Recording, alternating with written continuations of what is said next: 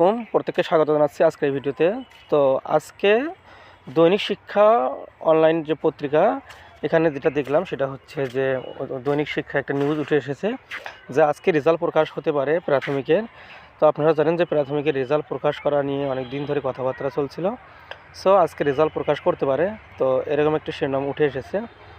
তো আপনারা জানেন যে রেজাল্ট প্রকাশ করা নিয়ে অনেক দিন ধরে কথা হচ্ছে যে আজকে হবে, কালকে হবে, এবং সর্বশেষ বলছিল এই সপ্তাহের মধ্যে হবে। তো আজকে যেহেতু বুধবার, অবশ্যই উচিত আজকে রেজাল্ট প্রকাশ করা। যদি কোনো কারণে আজকে রেজাল্ট প্রকাশ না হয় সেক্ষেত্রে আগামীকাল হবে। তবে কিছুক্ষণ আগে আমি যেটা জানতে পারলাম যে আজকে 5টার পরে বা 4টার পরে একটা নিউজ পেলাম যে আপনারা রেজাল্ট পাবেন আশা করছি।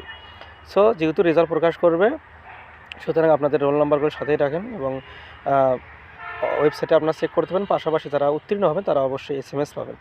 সো আপনারা আবেদন করার সময় যে নাম্বারটি দিয়ে আবেদন করেছিলেন, অবশ্যই সেই নাম্বারটি সচল রাখুন এবং যাতে করে ওখানে SMS চলে আসে, এই বিষয়টি অবশ্যই খেয়াল রাখবেন।